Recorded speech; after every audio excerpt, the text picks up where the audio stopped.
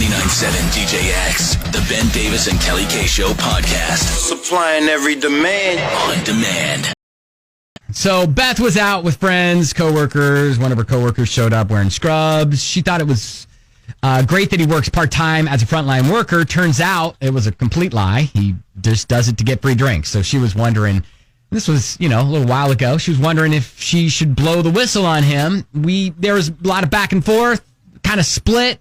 I can't remember what we landed on. Like, whether just to, let the truth come out or let him do his thing. I think it was let him do his thing. And that's what I think, because it really wasn't an HR issue. Right.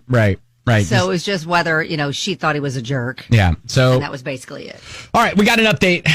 Beth writes, "Hey guys, you all are great and a lot of great suggestions on how I should approach him. I was really planning on not doing anything.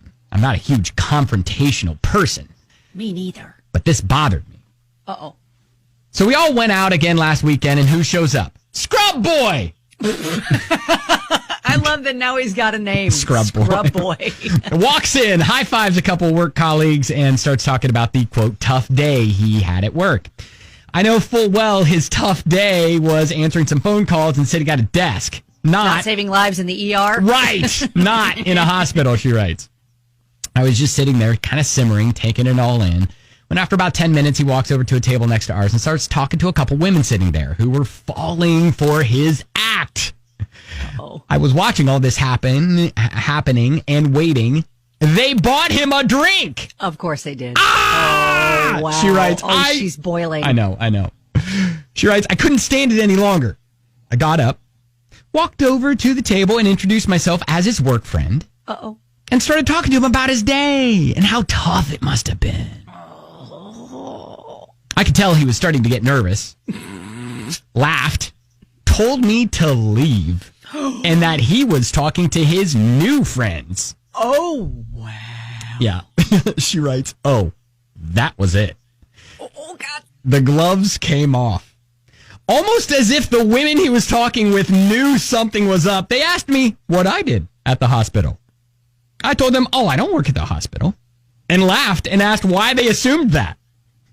They both looked at each other, confused, thanked him, got up and left, busted. He called me a B word and left. Oh, wow. Oh, that's going to get awkward the next day at the office. I just smiled and walked back to my table. My colleagues were all there laughing and couldn't believe what I did. Anyway, he hasn't looked or said one thing to me at work since. Yeah, I wouldn't think he would. Oh, well, thanks, guys. Oh, my gosh.